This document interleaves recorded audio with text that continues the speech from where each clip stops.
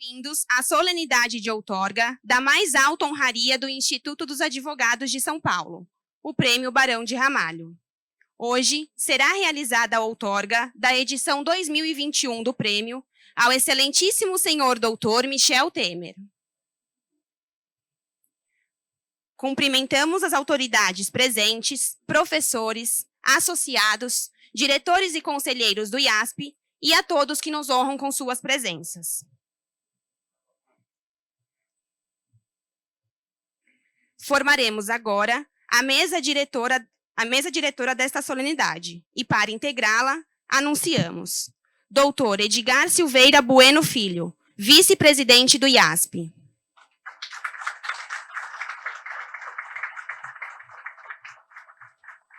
Dr. Rui Celso Reale Fragoso, ex-presidente e conselheiro honorário do IASP.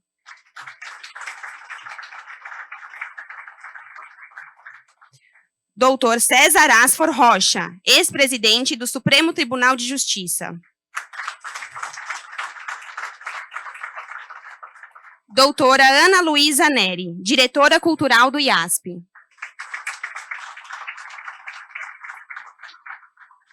Doutora Suzy Hoffmann, diretora de comunicação do IASP. Doutor Ives Gandra da Silva Martins, ex-presidente do IASP.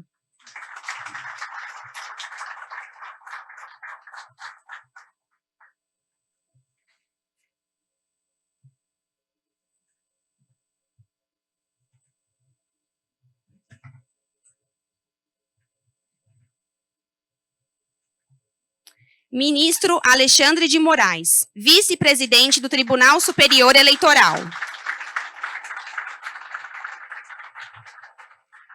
Doutor Michel Temer, recebedor do Prêmio Barão de Ramalho 2021.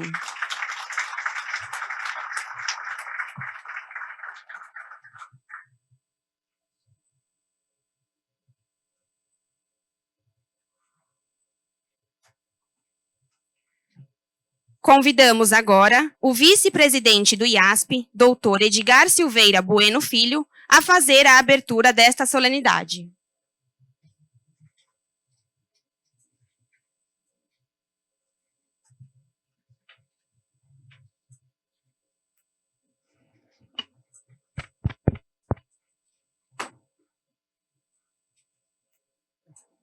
Agora sim. Bom dia a todos.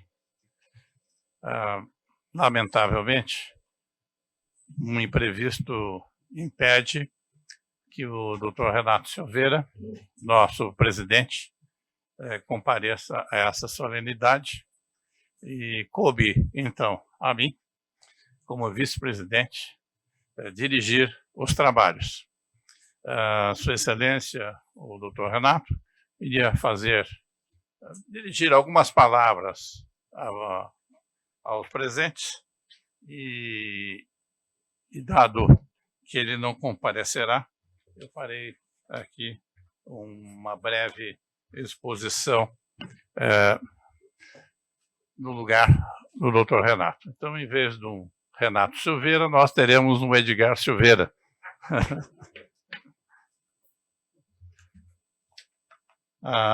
Bom dia a todos os integrantes da mesa, as nossas diretoras, nossos diretores, o ministro, o homenageado e o decano do Instituto dos Advogados, o presidente do Conselho de Ex-Presidentes e o nosso sempre presidente, Rui Fragoso, que compõe a mesa.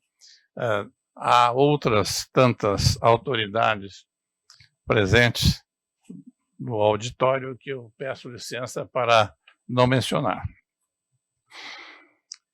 Por um desses insondáveis mistérios que a vida nos apresenta, em face do imprevisto incontornável, o nosso presidente Renato não pôde presidir esse evento. Evento que ele preparou com enorme carinho e dedicação. Coube, então, a mim, um outro Silveira, a aventura de conduzir esse evento. E o faço apesar de lamentar a ausência do Renato, com a maior alegria. Alegria por ser uma testemunha da brilhante carreira do premiado e poder participar como vice-presidente desta homenagem que é justa e merecida. Seja pelo fato de Michel, nossa cinquentenária amizade, me permite chamá-lo assim, acho eu. Sexagenária? Puxa, então, eu estava querendo esconder as nossas idades, mas não deu. Seja pelo fato de Michel nunca ter abandonado a sua posição de advogado, ainda que tenha exercido os cargos mais importantes, seja na advocacia pública, como procurador-geral do Estado, seja na política, como deputado constituinte, presidente da Câmara por 2 vezes, e 3 vezes, e vice-presidente e presidente da República, sobre o que nós iremos falar. Quando criou a Delegacia de Defesa da Mulher. Fato muito importante, porque nós estamos ainda nos anos 90, ou 80, 85. 76 anos, a memória começa a falhar, por isso... E a gente começa a roubar para ver se parece ser mais novo, né? Mas então, o Michel teve essas atividades todas e uma das mais importantes para a advocacia foi o fato dele ter, durante os trabalhos da Assembleia Constituinte, incluído na Constituição, o artigo 133, que tornou o advogado ou melhor, positivou no direito aquilo que já era um fato, a indispensabilidade do advogado para a administração da justiça. Fato que, atualmente, nem todo mundo compreende muito bem, tanto que os advogados são mal vistos, às vezes, especialmente quando agem em defesa de causas pouco populares. Mas, além de ter proposto a inserção desse artigo na Constituição, Michel lutou muito para que isso viesse a prevalecer. Porque, por mais que se pareça uma questão de fácil aceitação, a verdade é que muita gente lutou contra a inserção do advogado como sendo alguém indispensável para a justiça. Eu me recordo, e aqui falo de pessoas da nossa saudosa Norma Quiriacos, que juntamente com o nosso batonier Maris, e com a orientação do Michel, formou um grupo de procuradores do Estado, de advogados, que faziam esse papel de levar ao conhecimento dos constituintes a relevância do papel exercido pelos advogados, porque nem todo mundo tinha a consciência disso. E mais, havia outros constituintes, eu não revelo o nome de um deles aqui, porque ele já é falecido, mas um deputado de São Paulo, ex-promotor de justiça, que fez uma emenda supressiva do artigo 133.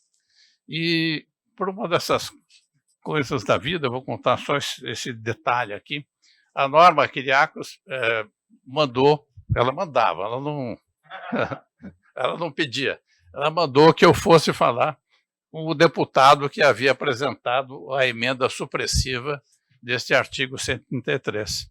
E ao expor a relevância do papel que o advogado tem na administração da justiça, esse cidadão falou, mas espera aí, eu não me recordo de ter feito esta emenda, e o senhor tem toda a razão no que o senhor está expondo.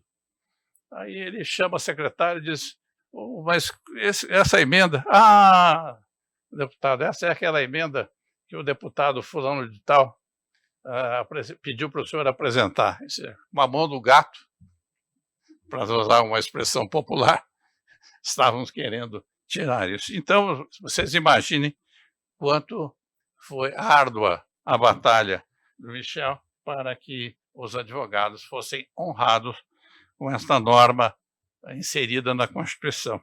Nesta luta, além do Michel, do Maris, da Norma, de saudosa memória, também participaram o Vitorino Antunes, que foi presidente da Associação dos Procuradores do Estado, o Rui Fragoso, o Eurico Leite, o desembargador, o nosso querido Nestor Duarte, que está aqui presente, e outros que eu não me recordo. Terezinha Rodrigues, Celso Bastos, nosso saudoso Celso Bastos, amigo e dileto do Ives e do Michel também, né?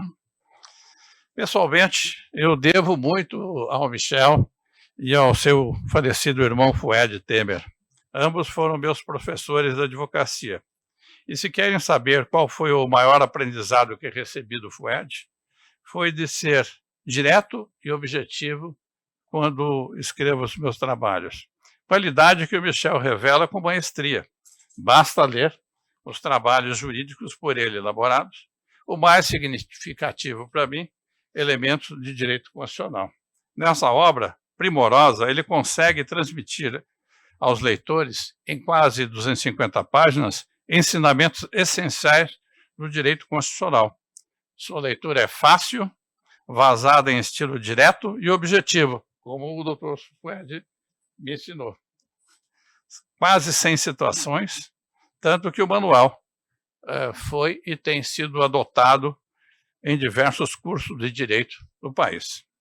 Como deputado, mas principalmente como presidente da República, exerceu o cargo com temperança, uma qualidade que outro dia eu ouvi do Michel, que ele se interessou para saber o que era pelas mãos do seu irmão querido Adib, que o levava à missa na igreja de Tietê, e ele via todas as virtudes nos vitrais, e uma das virtudes era a temperança. Ele quis saber, e acho que Deus o inspirou e deu a ele esta virtude, concedeu a ele a graça de ter essa virtude e de poder, mais do que isso, não desperdiçar o talento, mas os talentos que Deus nos dá devem ser utilizados. E o Michel usou isso na vida inteira, mas principalmente como presidente da República, porque no seu mandato, apesar de toda perseguição que sofreu, nunca perseguiu ninguém. Nunca perseguiu ninguém. Pelo contrário, foi sempre cordato, amigável e mais do que isso, conseguiu dar um novo tom ao governo.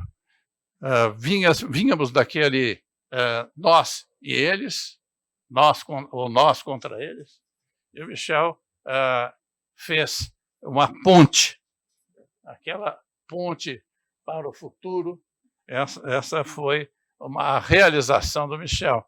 E se revelou esta ponte para o futuro com esse tipo de governo sem discriminações, sem perseguições, e pelas conquistas que obteve, devolvendo empregos para milhões de brasileiros, Eu não tenho estatística, mas o Michel pode nos dizer, na hora que lhe for dada a palavra, quais são.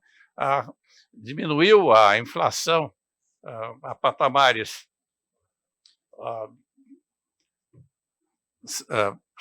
civilizados, né? Enfim,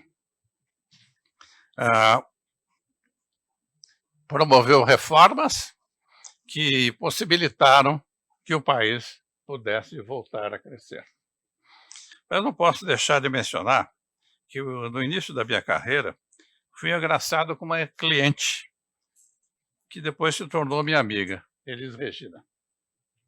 Esse fato, aliás, é revelado num livro sobre a inesquecível cantora, denominado Elis Regina, Nada Será Como Antes, do jornalista Júlio Maria. Nesse livro, o autor conta que o generoso Michel, mesmo diante de um caso que poderia lhe dar grande exposição na mídia, e ele deu para mim, e poderia render bons honorários, com os seus 36 anos, poucos 36 anos, referiu-me como o profissional adequado para representá-la.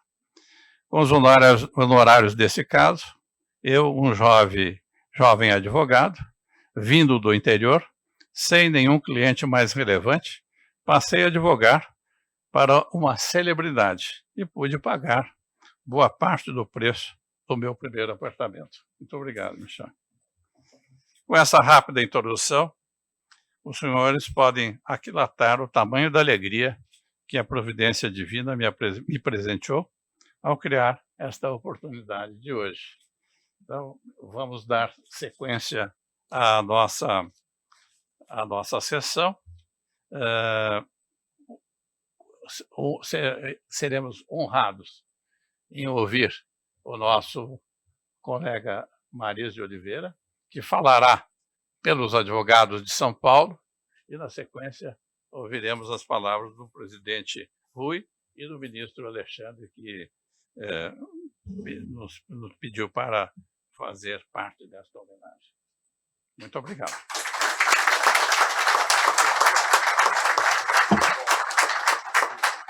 Chamamos, então, agora o doutor Antônio Cláudio Mariz de Oliveira para um discurso especial. Essa sabe de tudo.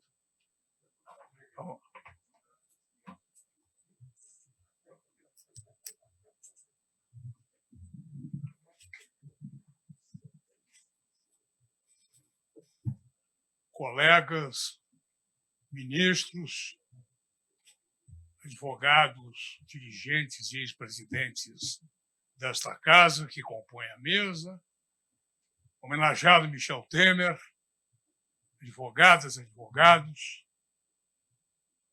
Enquanto Edgar falava, eu percebia que não pensara numa qualidade de Michel, que é a de ser um grande cultivador de amizades.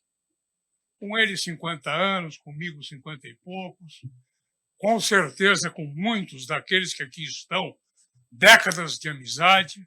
Vejo Zé Yunes, amigo fiel, leal, antigo de Michel, e tantos outros.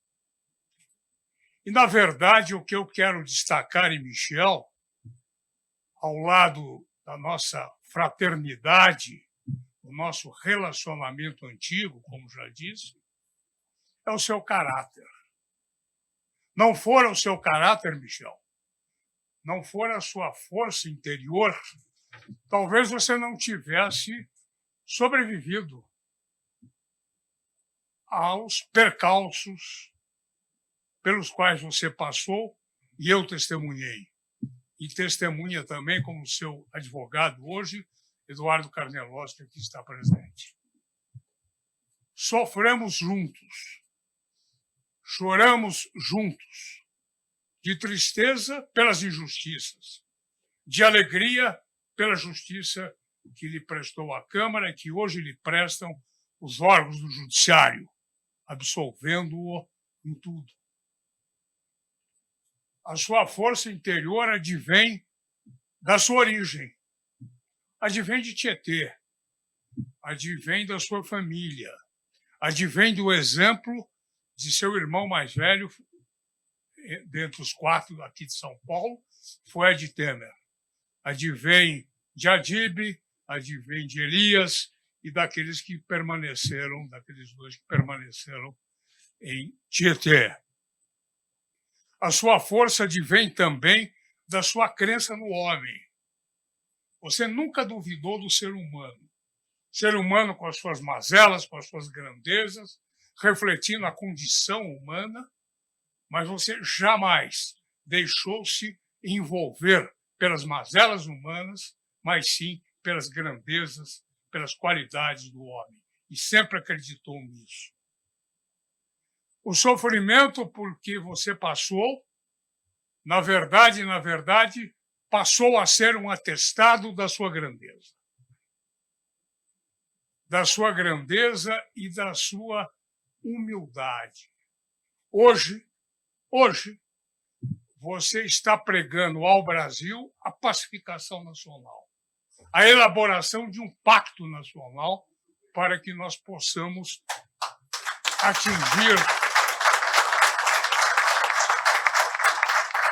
atingir o sonho, alcançar o sonho, que para muitos é uma utopia, do Brasil justo, do Brasil grande, do nosso Brasil, onde não haverá mais, como disse Edgar, nós e eles. Eu quero revelar aqui uma passagem com Michel que eu não me canso de narrar. Michel e eu havíamos saído dos postos de governo, eu da Secretaria de Segurança, ele da Procuradoria do Estado, e resolvemos testar o nosso prestígio. Será que se lembram de nós?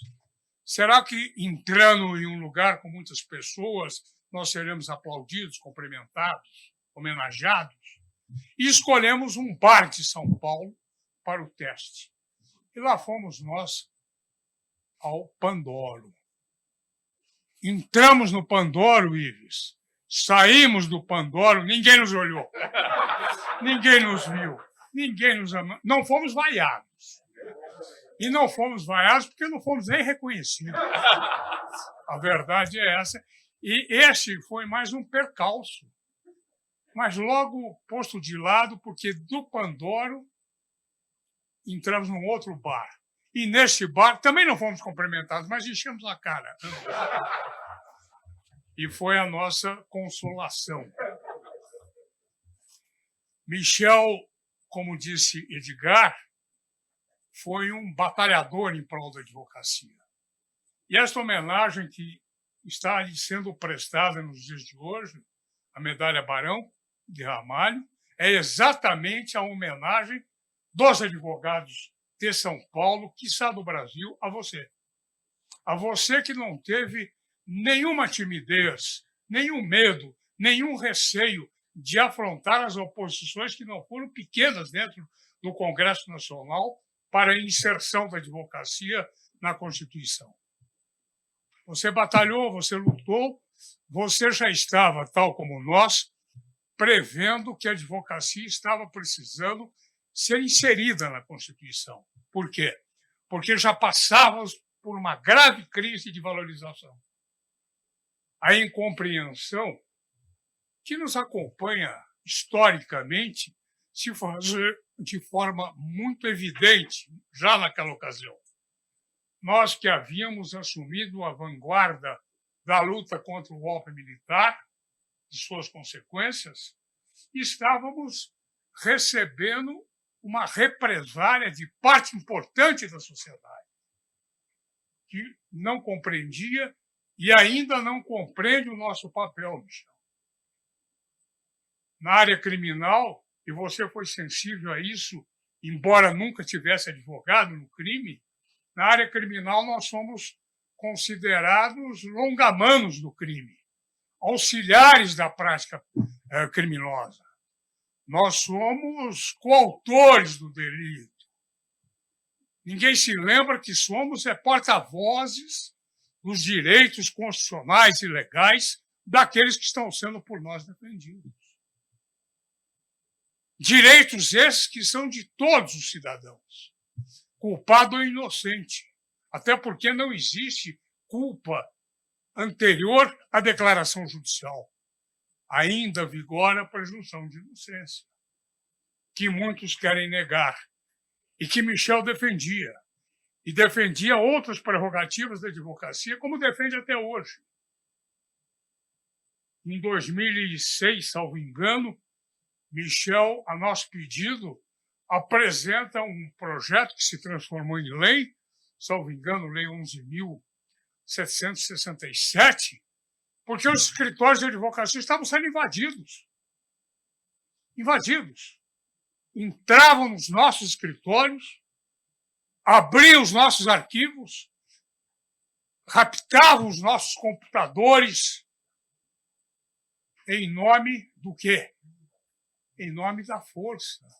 Em nome de uma cultura punitiva que já naquela época tomava conta do país e que o atingiu posteriormente, mas que você a derrotou. Uma cultura punitiva que persiste até hoje, como se a pena de prisão fosse a solução para os males do crime.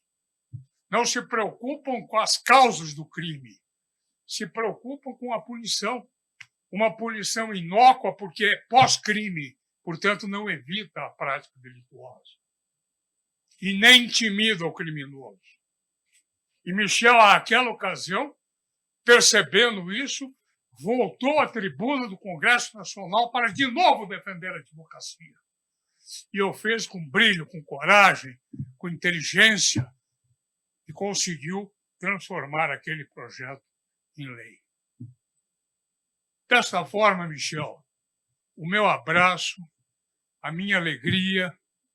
Há uns 2 meses atrás, eu declarei que falava em nome da advocacia. Um ato de retórica, uma frase de retórica. E contra mim se voltaram vários daqueles que não concordavam com o que eu dissera em nome da advocacia, segundo afirmei. Obviamente, ninguém há de ter a pretensão de falar em nome de 1 milhão de advogados do Brasil. Retórica. Mas não é retórica agora. Não é retórica agora quando eu lhe digo que falo em nome da advocacia brasileira. Muito obrigado, Michel Temer.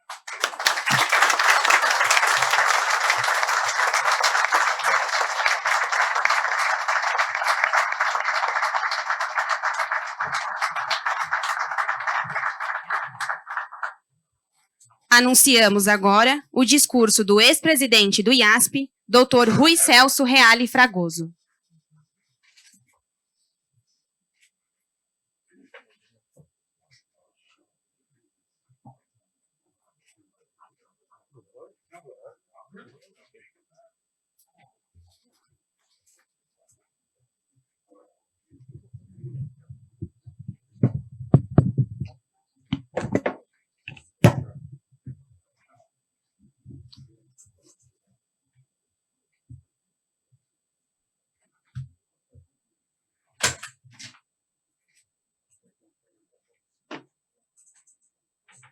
Senhor vice-presidente desta casa, Edgar Silveira Bueno, presidente Michel Temer, ministro Alexandre de Moraes, ministro César Assor Rocha, meus ex-presidentes José Ives Gandra da Silva Martins, José Horácio Ribeiro,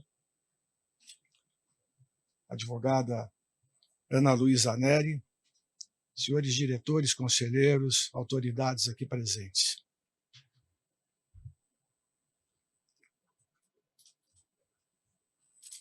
Cada um é as suas ações e seus atos, e não outra coisa. Quando perguntares quem sois, não vades resolver o nobiliário de seus avós, mas ide ver a matrícula de suas ações. O que fez, fazeis, isso só, nada mais. O homem vale pelo que executa, pelos seus atos e atitudes. Por suas ações, receberá o mérito ou responderá. Por bem isso, a propósito, vale para esta oportunidade a mencionada lição do padre Antônio Vieira. Conhece o homenageado professor Michel Temer o teor filosófico desse pensamento. E com essa premissa de vida, reservada há pouco, pôs a campo a semear sua vida, com atos e atitudes que o dignificaram, o tornaram respeitado e dignificaram o nosso país. Não terei nesta honrosa oportunidade, que o destino também me reservou, a pretensão de dissertar sobre o seu extenso currículo, não observando o costume de fazer uma resenha da vida do homenageado. Mas não posso, entretanto, deixar de salientar alguns pontos marcantes da trajetória, alguns já ditos aqui, já falados aqui, e que repetirei. Nascido com orgulho em Tietê, veio a São Paulo, onde formou-se na Faculdade de Direito do Largo de São Francisco.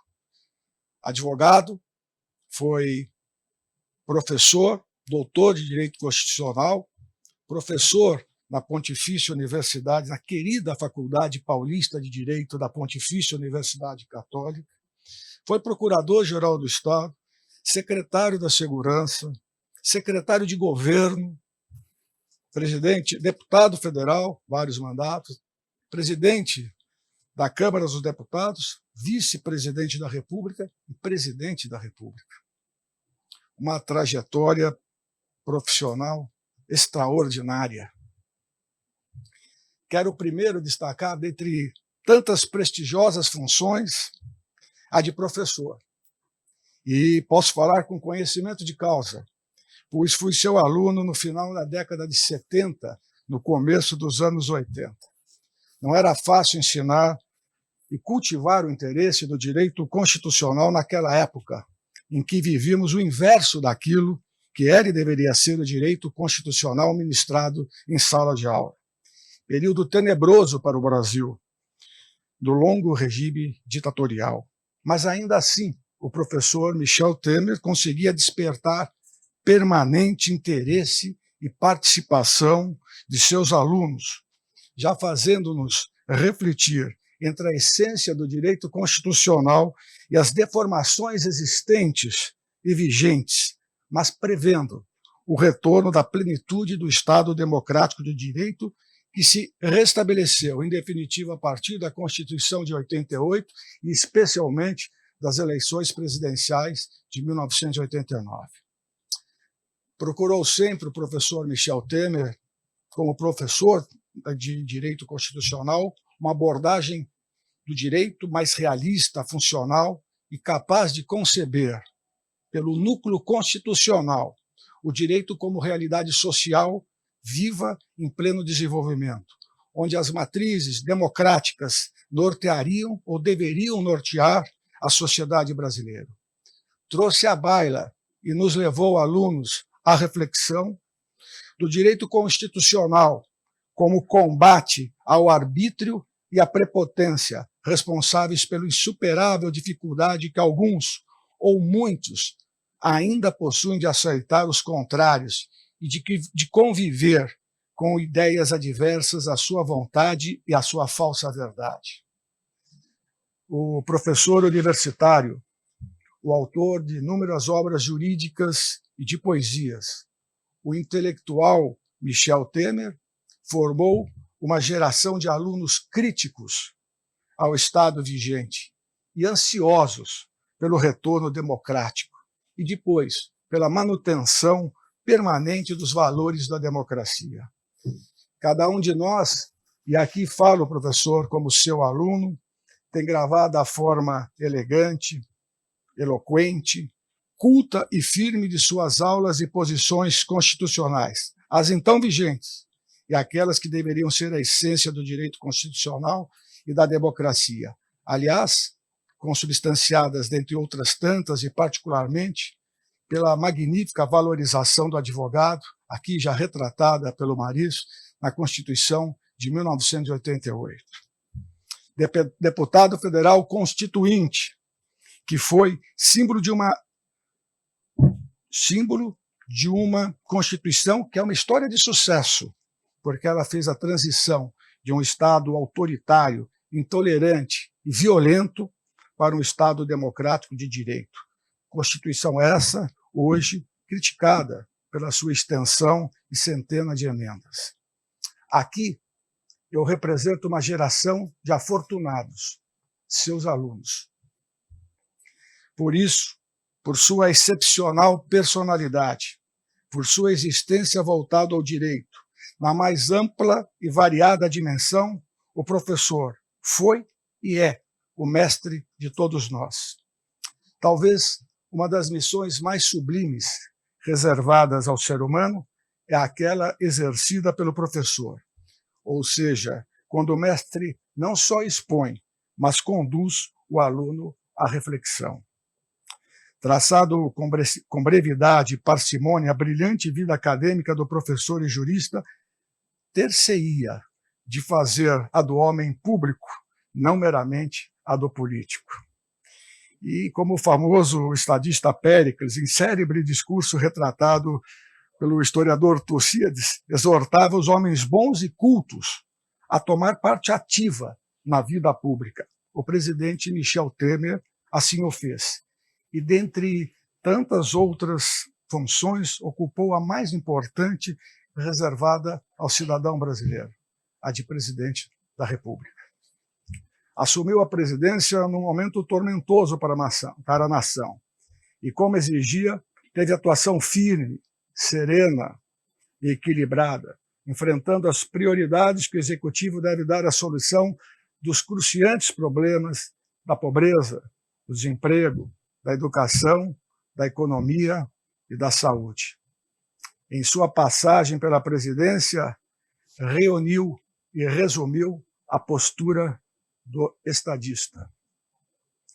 Independente, soube como conviver com um regime constitucional, com feição de um semiparlamentarismo, e daí conseguir implementar grandes avanços para a sociedade brasileira.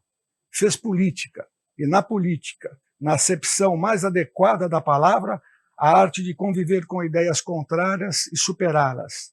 Sabedor da indispensável harmonia dos poderes, pedra fundamental da democracia. Conhece o poder judiciário porque advogado sempre foi. Viveu intensamente e comandou o poder legislativo e conduziu com perseverança e habilidade o poder executivo. Nesse derradeiro enfoque, e por paradoxal que possa parecer, o presidente Temer fez que as armas vigorosas e vibrantes do professor, e principalmente do advogado, cedessem lugar ao comedimento e à moderação, íncitas à conformação do presidente da República.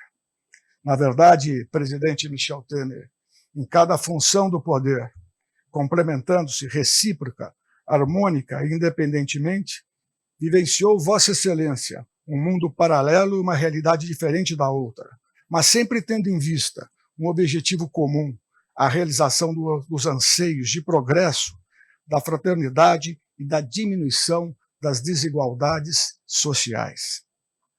Trago agora em mente, já quase finalizando, as lições de Vossa Excelência ao nos ensinar que uma Constituição escrita não configura mera peça jurídica sujeita à vontade discricionária e nem representa simples estrutura formal de normatividade. A Constituição reflete um documento solene e de fundamental importância político-jurídica, sob cujo império protegem-se as liberdades, impede-se a opressão e repudia-se o abuso de poder. Somente pessoas desatentas ao fato que vivemos sob um regime constitucional de poderes limitados, que se mostram infensas a qualquer compromisso com a ordem jurídica consagrada pela Constituição, podem desconhecer os fundamentos que se assentam em toda a sua extensão e sua legitimidade, o Estado Democrático de Direito. Mas, Vossa Excelência, no exercício da presidência da República, engrandeceu e dignificou e dignificou o nosso país.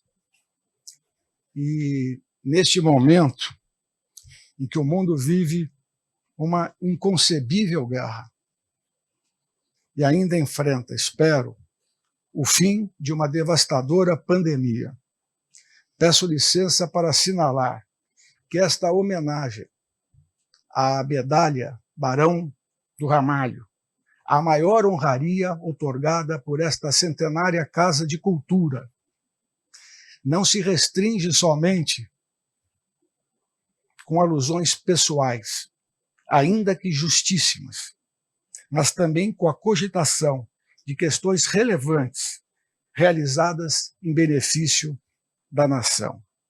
Eis aí, presidente Michel Temer, a verdadeira homenagem que o Instituto dos Advogados de São Paulo presta nessa oportunidade a Vossa Excelência, traduzida no agradecimento não só da comunidade jurídica pelos seus feitos na área, mas como homenagem do povo do Brasil. Muito obrigado.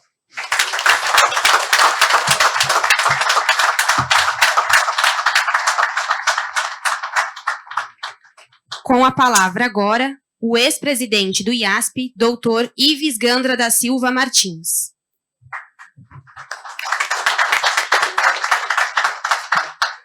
Não pretendo fazer nenhum discurso, meu caro presidente Michel Temer, caro presidente Edgar, depois das 3 magníficas exposições de Edgar, Antônio Cláudio e do Rui, mas apenas para mostrar a importância para nós no Instituto, que é o Prêmio Barão de Ramalho. Quando eu assumi a presidência do Instituto, em 1985, eu assumi ainda sendo considerado fundador do Instituto o jurista Fabrício Vanpré. Nós tínhamos uma festa do Instituto, o aniversário do Instituto, no dia 21 de dezembro, porque se considerava que fora fundado nesta data, no ano de 1916. Eu criei uma comissão, naquela ocasião, para estudar a origem do Instituto, porque não tínhamos senão aquela informação considerando como a data de fundação. E a comissão de estudos encontrou que o fundador do Instituto foi o Barão de Ramalho. E qual foi a razão? Porque era para ser fundado o Instituto dos Advogados de São Paulo no ano de 1843, quando foi fundado o Instituto do Rio de Janeiro.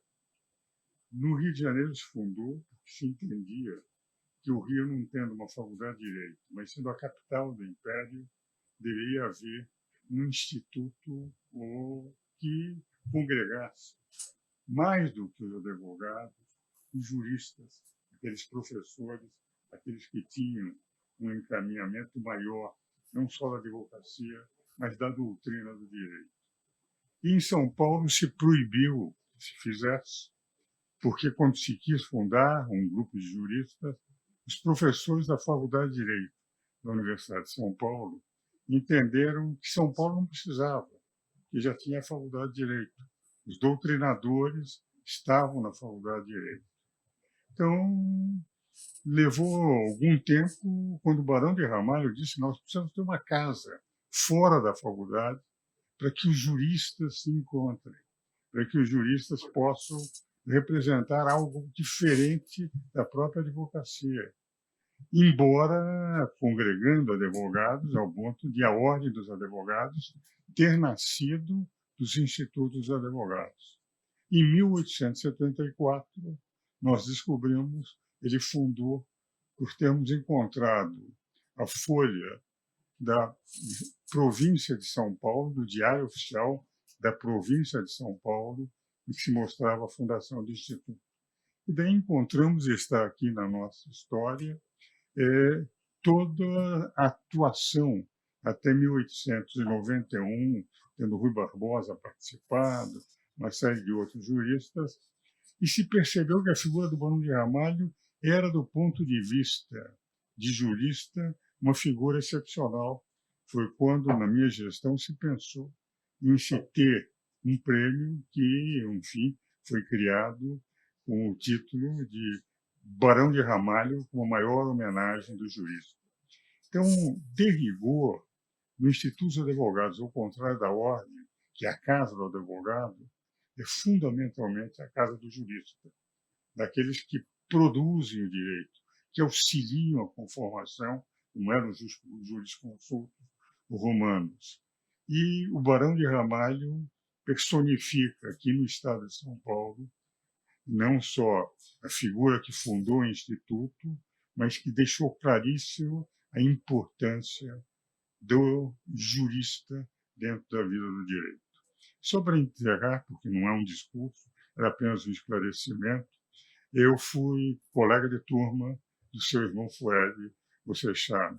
Na minha turma, Fued, Márcio Tomás Bastos, Sidney Sanches, Cláudio Lembo, nós tínhamos um grupinho razoável de trabalhadores do direito naquela época, e o Fued era um dos colegas mais queridos da turma, porque ele conseguia, com você também, Michel, ser amigo de todos.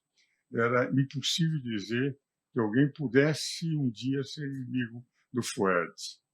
E a última observação, porque, como eu disse, não estou fazendo um discurso, estou fazendo algumas reminiscências, como, aliás, são as reminiscências de um cidadão comum que eu lhe acabo de oferecer. Um dado interessante, e essa ocorreu em Brasília, em 1990. Tinha-me posto como presidente num seminário para discutir a Constituição recém-promulgada. Na mesa estavam o senador Roberto Campos, o senador Elcio Álvares, lá do Espírito Santo, e o deputado Eduardo, filho do Antônio Carlos Magalhães, Eduardo Magalhães. O presidindo e o Roberto Campos pegou a palavra, estava falando, e disse que um dos maiores absurdos que tinha acontecido na Constituição tinha sido uma profissão ter feito um lobby tão grande de ter como profissão um artigo da Constituição. Os dentistas, os médicos, todos esses não tinham a profissão. Eu, como presidente, devia só presidir. Mas quando o Roberto terminou, Roberto é um amigo, meu primeiro livro foi prefaciado pelo Roberto, em 1971, Desenvolvimento Econômico, uma tese acadêmica. Eu disse, eu deveria só presidir, mas eu vou me permitir, senador, fazer uma observação. O senhor tem uma profissão, a sua é de ser senador. A profissão dos deputados que são deputados. Os senhores, por exemplo, têm os artigos 44 a 69 da Constituição do Poder Legislativo. O presidente da República é uma profissão, ele exerce, e ele tem dos artigos 76 a 91. Todos os embargadores do 192 do 92 ao 126. O Ministério Público, do 127. Nós só temos um artigo. Agora, não há poder judiciário sem um advogado. Não há Ministério Público que possa exercer se não tiver um advogado do outro lado. Se o senhor for atingido, e se o senhor for acusado, e tiver que ir ao judiciário, o senhor vai precisar de um advogado. De todas as funções, a mais importante é do advogado. O advogado exerce um direito numa democracia que é importantíssimo, que é o direito de defesa que não existe na ditadura. Roberto disse, professor, não fale mais, esqueça o que eu disse. Então, para ver, é importante. O Elcio Álvares, depois do Eduardo também, caíram em cima do Roberto.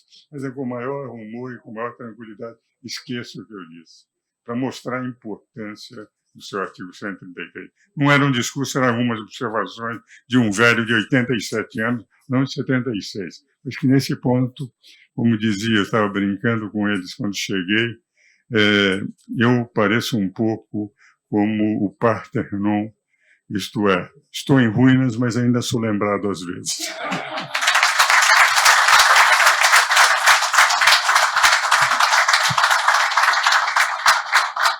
Anunciamos o pronunciamento do excelentíssimo senhor ministro Alexandre de Moraes.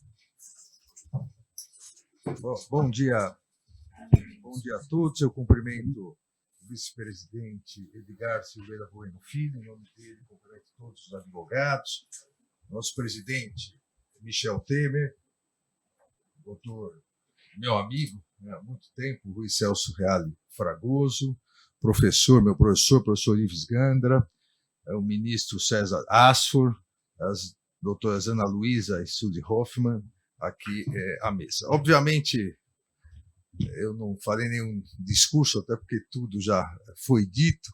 Eu gostaria só de fazer uma observação que me parece importante, independentemente dos inúmeros importantes cargos públicos e atividades acadêmicas exercidas pelo presidente Michel Temer, uma carreira de sucesso na Procuradoria-Geral, como Procurador-Geral do Estado, foi meu antecessor na Secretaria de Segurança Pública, uma carreira de sucesso na advocacia, uma carreira importantíssima no parlamento, 3 vezes presidente da Câmara, carreira essa que culminou com a presidência da República. Independentemente de tudo isso que já foi dito, o mais importante, e eu tive a oportunidade de conviver trabalhando com o presidente da República quase um ano como ministro da Justiça, o mais importante de tudo, e nesse momento do país, isso é muito importante, que em todos os cargos que o presidente Michel Temer, exerceu, ele sempre defendeu a democracia, sempre defendeu as instituições, sempre defendeu a independência entre os poderes e, mais do que isso, sempre defendeu a harmonia entre os poderes. É recorrente nas falas do presidente Michel Temer, em seus escritos, que a harmonia entre os poderes não é uma vontade pessoal de cada poder, é um mandamento constitucional. O presidente Michel Temer sempre se refere a isso. E nesse momento, não só que o Brasil vive, infelizmente, grande parte do mundo, recentemente uma reportagem da The Economist colocando que quase 40% dos países democráticos, das democracias ocidentais, vinham sofrendo ataque em um dos 3 pilares da democracia, os 3 pilares: imprensa livre, eleições livres e periódicas e poder judiciário independente, em que quase 60% das democracias ocidentais vem sofrendo esse ataque. Nós podemos ter certeza que o presidente Michel Temer, com tudo que ele representa ainda hoje no mundo jurídico, no mundo político, é um defensor desses 3 pilares. Eu, como disse, tive a oportunidade de acompanhar isso, às vezes até estranhava. O presidente Michel Temer recebia 30, 40 deputados por dia para conversar com os deputados, para mostrar a necessidade do Executivo trabalhar em parceria com o Legislativo, respeitando o Poder Judiciário. Isso, para mim, apesar de as inúmeras qualidades aqui que foram citadas do presidente Michel Temer, o mais importante para o país. Alguém que chegou à mais alta, como se diz, a mais alta magistratura do país, a presidência da República, e sempre trabalhou pela independência dos poderes, pela harmonia dos poderes e pelo fortalecimento da democracia no nosso país. Esse prêmio, essa comenda hoje entregue ao presidente Michel Temer é extremamente merecida, porque ele não atuou somente em prol da advocacia. Isso já é importantíssimo, porque a advocacia é um instrumento para a democracia. Ele atuou em prol do instrumento, a advocacia, mas atuou em prol da finalidade, que é um país democrático, um país que respeite o Estado de Direito e um país que respeite os direitos fundamentais. Parabéns, presidente.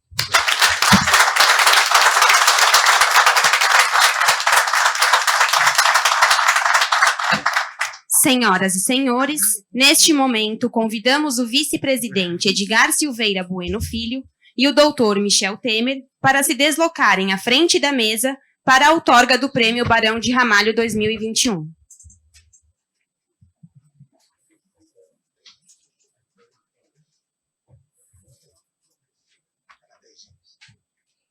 Obrigado, Deus.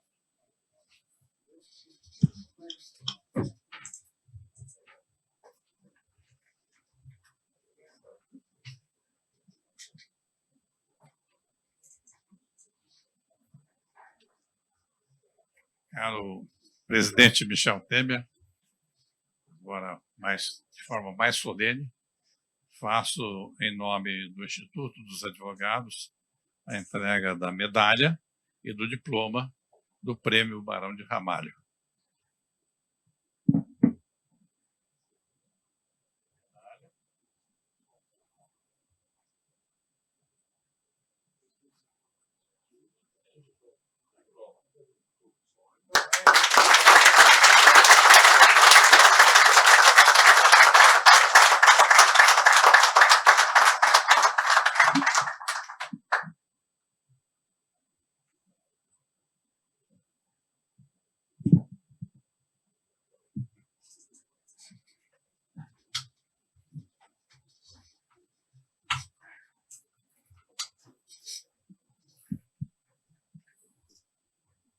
Convidamos agora o homenageado, o excelentíssimo senhor doutor Michel Temer, para o seu pronunciamento.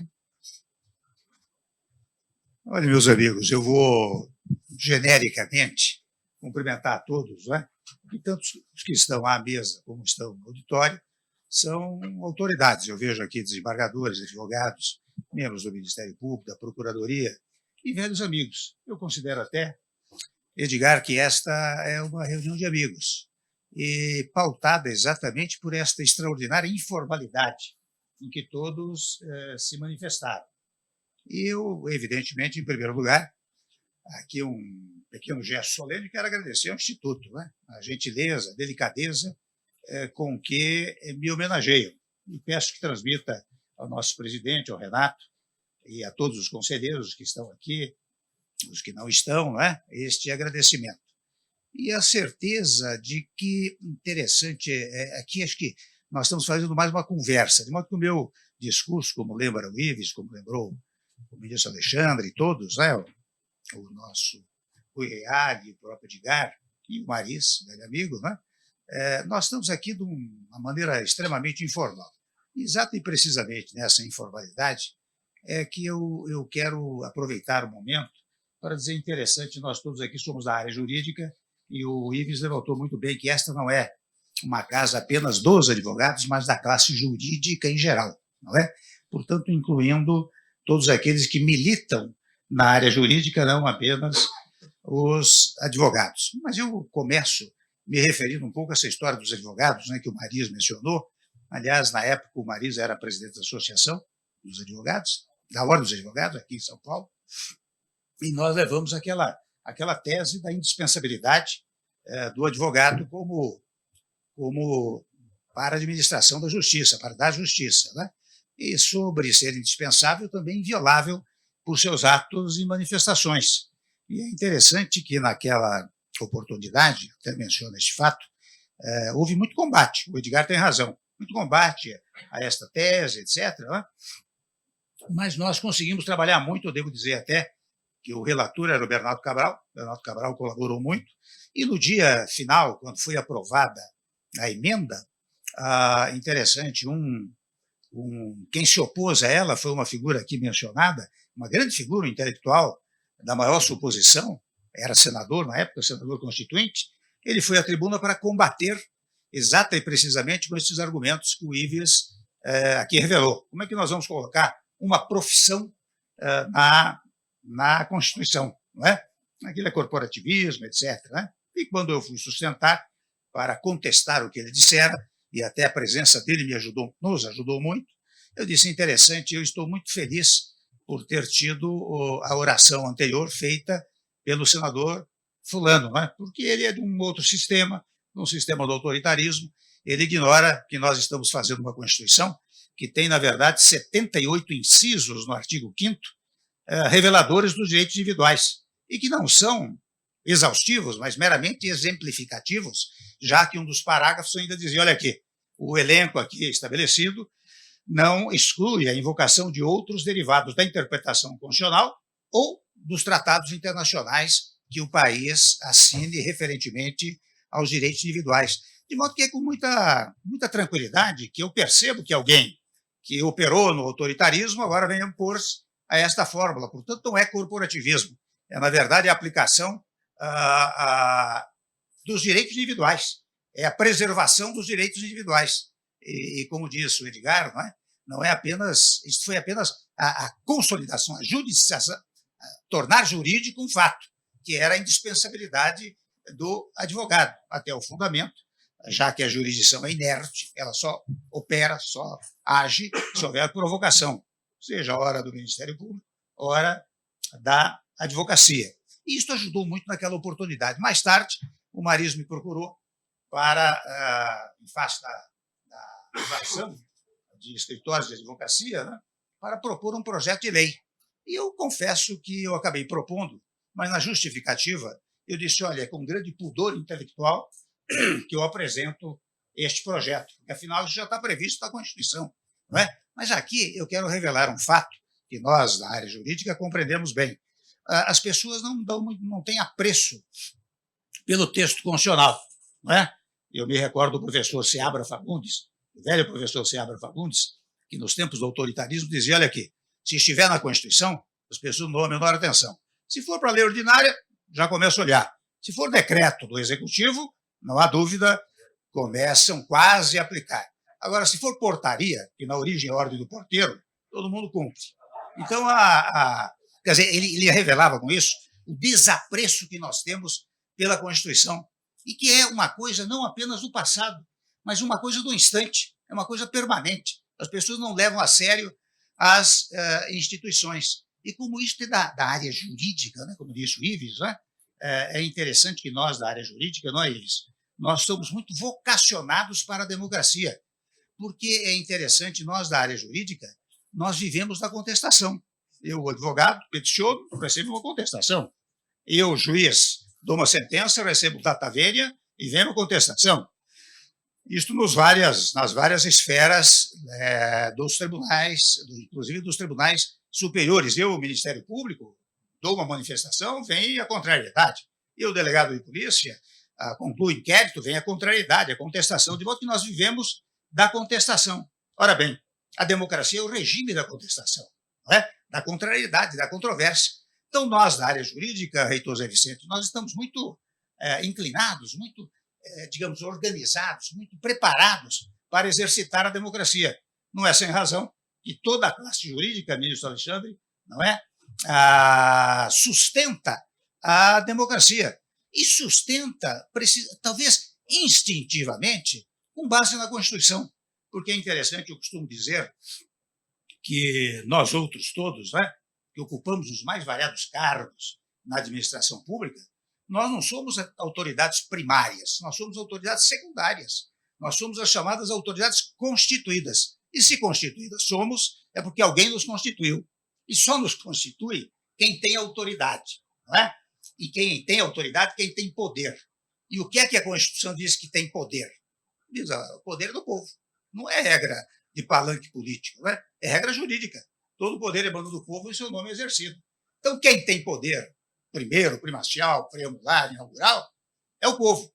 Nós, todos, somos autoridades constituídas. E, aliás, quando o povo reconstituiu, não é verdade, o Estado brasileiro, em 5 de outubro de 1988, ele disse, olha aqui, eu vou criar órgãos do poder, vou criar funções tais e quais, vou criar corporações tais e quais, todas obedientes à minha vontade original. Portanto, toda e qualquer autoridade, desde o presidente da República até todas as demais autoridades, elas, porque são autoridades secundárias, têm que prestar obediência à autoridade primeira, que é a autoridade expressada num documento, que é a Lei Magna, que constituiu o Estado brasileiro, e por isso se chama Constituição, mas é a Lei Magna do Estado brasileiro, que cria o Estado brasileiro. Isso é fundamental. E é interessante, até aproveito, vou tomar liberdade de aproveitar um pouco isso aqui, para, ao mesmo tempo que, mais uma vez, eu reconheço a grandiosidade deste desta homenagem, né? O Prêmio Barão de Ramalho, eu fui verificar, viu, César Astor, eu fui verificar quem recebeu, foram 20 personalidades apenas ao longo do tempo, e personalidades extraordinárias. Entre as personalidades, instituições, como, por exemplo, a Faculdade de Direito da Universidade de São Paulo, como, por exemplo, César Astor,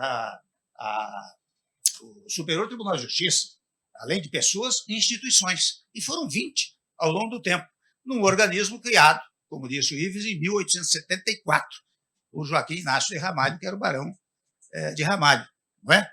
Então, uma coisa importantíssima, eu saio daqui não apenas com o meu dia ganho, mas com a semana ganha, com o mês ganho e com a minha vida ganha. Eu tenho absoluta certeza disso, porque não foi sem razão quando os senhores resolveram dar, certa e seguramente, os senhores do Conselho, o Renato e todos, especialmente o Edgar e o Rui Hélio, né? Vocês foram examinar quem havia recebido antes, para verificar se eu tinha o tamanho, digamos, não só pessoal, mas também jurídico, daqueles que antes receberam o prêmio. Portanto, honradíssimo eu fiquei. Faço um pequeno corte para, portanto, registrar este agradecimento, mais uma vez, ao Instituto dos Advogados. Mas quero registrar que é interessante, nós não prestamos atenção à Constituição. Vocês vejam, quando vocês examinam, permitam-me que faça essa breve consideração, quando examinam o preâmbulo da Constituição, o preâmbulo vem de preambular, portanto, antes de caminhar, portanto, antes de entrar no texto constitucional, não é? Está dito lá, porque o preâmbulo tem significado, ele é um indicativo daquilo que o Constituinte vai fazer e deve fazer. E lá está dito, olha aqui, nós vamos criar um Estado pautado pela paz interna e internacional. Esta é a regra do preâmbulo da Constituição. E quando nós vamos à Constituição, só para dar dois brevíssimos exemplos, né? Quando a Constituição diz assim, todos são iguais perante a lei, não podendo haver distinção de sexo, raça, credo religioso, etc. Né? Qual é a ordem, qual é a determinação constitucional para as autoridades constituídas? Unam-se todos, paz entre todos. Isso significa que não pode haver divergência? Pode. Divergência administrativa, divergência ideológica, divergência programática, não é? Divergência de ideias, embate de ideias é fundamental para a democracia. O que não pode haver, e está havendo no Brasil, de uns tempos a esta parte, já de um bom tempo a esta parte, o que está havendo no Brasil é uma divergência entre pessoas, uma divergência geradora da violência, não só a violência verbal, que data venda é estúpida, como a violência física, não é? Invasões de prédios, etc., é violência física. Não é? E outra parte, convenhamos, lembra bem o nosso ministro Alexandre, que prestou um serviço extraordinário, eu quero dizer isso publicamente, né? Prestou um serviço extraordinário ao meu governo. Ficou um ano lá, mas revolucionou o Ministério da Justiça e permitiu que logo um ano e meio depois, nós tivéssemos, não só ele iniciou a história do Sistema Único de Segurança Pública, como de resto patrocinou, insistiu muito na criação do Ministério da Segurança Pública, que era um ministério que organizava, como organizou, o combate em segurança pública em todo o país. Não é? O Alexandre teve, portanto, um papel relevantíssimo, não é só no meu governo, foi no cenário nacional. E fora a parte, a expressiva atuação na área jurídica, com seus vários livros, com suas várias aulas, e agora militando no Supremo Tribunal Federal. Mas é interessante, digo eu, quando você vai à Constituição e verifica esse dispositivo que eu estou mencionando, a ordem é unam-se todos. Quando você vai mais adiante e verifica o seguinte, olha aqui, agora está muito na moda a história dos artefatos nucleares, né? Os artefatos nucleares só podem ser utilizados para fins pacíficos. Qual é a mensagem, mais do que a mensagem, a determinação constitucional às autoridades constituídas? No plano internacional, nada de beligerância, nada de belicosidade. Eu até relato aqui um fato curioso. Uma vez, eu, vice-presidente, fui à Haia, havia uma reunião dos países para assinar um tratado pela desnuclearização. Interessante, quando fui falar, Meyer, você sabe que você tem 4, 5 minutos para falar nessas reuniões, né? Eu disse, olha, no Brasil nós vamos assinar esse tratado, evidentemente, mas nós não precisamos assinar, porque no Brasil esta matéria não é uma matéria de governo, a matéria-estado. Está posto na Constituição que não haverá utilização a não ser para fins pacíficos. Interessante que logo em seguida encerrou-se a primeira parte para o almoço, foto de família, etc. E era presidente dos Estados Unidos, o presidente Obama. Você sabe que ele veio a mim? Disse, interessante, eu ouvi com muita atenção o que você disse. E até ele me disse, se aqui todos os países tivessem na sua Constituição uma regra como tem o Brasil, não precisávamos fazer esta reunião que nós estamos fazendo para assinar um tratado pela desnuclearização. Então, o direito é uma coisa entusiasmante. Me perdoe um certo entusiasmo, mas até para informalizar cada vez mais, ontem, ainda antes de ontem, eu assisti uma série, aliás, um filme, sobre a primeira-ministra da Corte Suprema Americana, Ginsburg. Ela era advogada, que chama-se Suprema até. Ela era advogada que se dedicava ao princípio da igualdade. Interessante, igualdade de homem e mulher, mas também de homem e mulher. Aliás, o primeiro caso que ela leva ao Tribunal Estadual, é o caso de um homem. Eu até, se me permite contar rapidamente, acho que pelo jeito aqui todo mundo assistiu, está balançando a cabeça. Mas viu, Marisa, você sabe, Eduardo, você sabe que ela leva o caso de um homem que solteiro cuidou da mãe velha, doente, não é? Durante todo o tempo. E depois indicou no imposto de renda uma dedução, tendo em vista o fato de ter sido cuidador. E o imposto de renda, a Receita Federal, como costuma acontecer, né? Ele disse, não pode não. Não pode deduzir, isso é só mulher. E só mulher pode ser cuidadora. E ela foi ao tribunal dizendo, olha aqui, o princípio é o princípio da igualdade. Não pode haver essa distinção. Ele não pode ser apenado pela Receita Federal, pela Receita estadunidense, por ser homem, porque ele é solteiro, cuidou da mulher, portanto tem direito a essa dedução.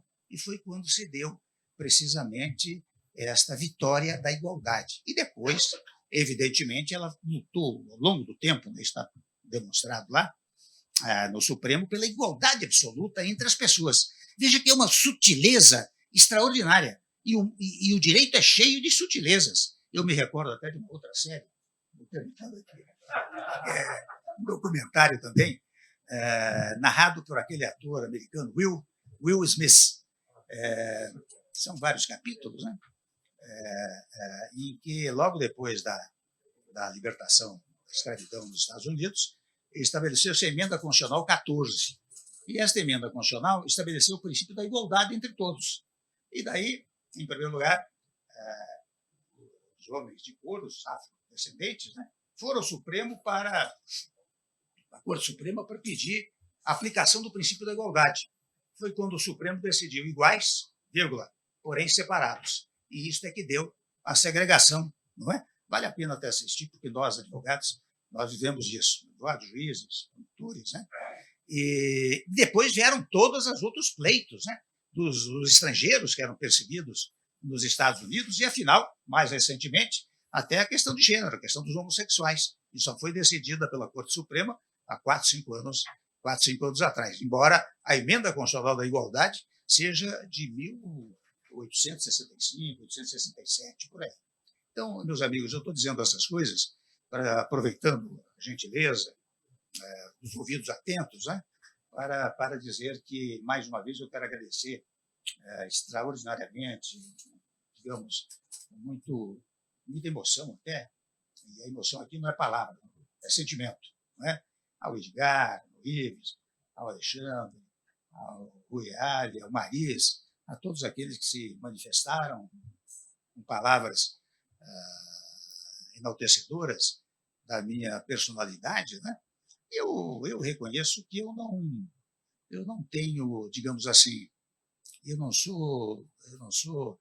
não consigo distinguir as pessoas. Eu acho que as pessoas são diferentes, os pensamentos são diferentes. Quando eu assumi o governo, por exemplo, só para mencionar uma coisa que o Maris dizia, é interessante haver oposição política, legítima. Os que perderam o poder ficavam na oposição. Mas, na minha cabeça, a oposição cabia opor-se, a mim cabia governar. Não foi sem razão que nós fizemos as mais variadas reformas do país num prazo de 2 anos e meio. Não é? De outra parte, houve uma, para mencionar o que o Maris dizia, houve uma oposição institucional, esta violentíssima, né? Com vistas a derrubar o governo.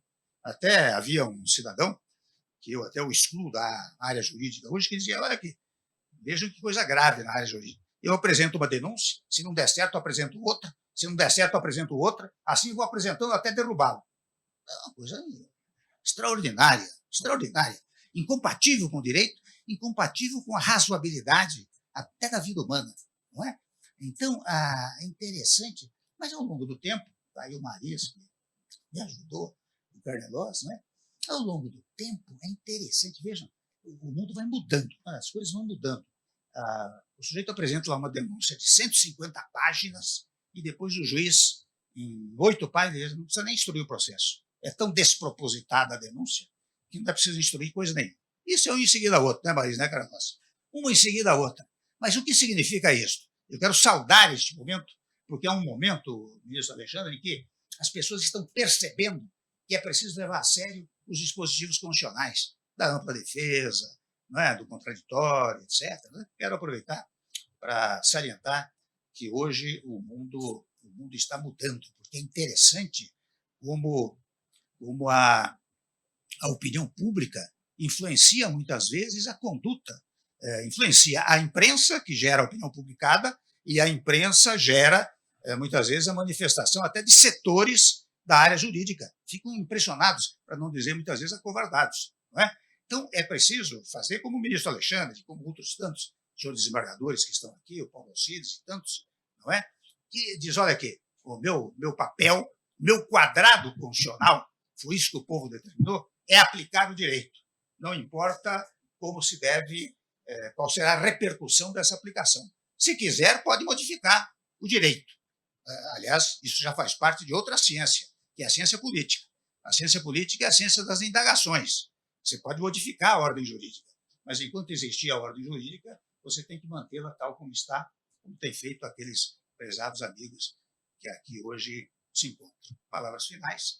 Eu quero mais uma vez agradecer, pedir desculpas por ter informalizado o meu discurso, mas dizer que eu saí daqui compensado. Eu digo, valeu a pena fazer o que eu fiz ao longo da vida. Muito obrigado, Anchico.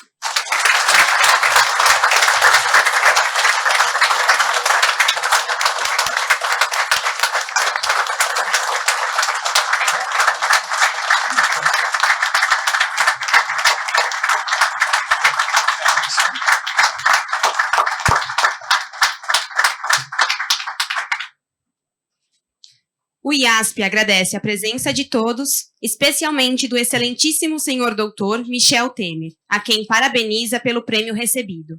Desejamos a todos um ótimo dia e excelente semana.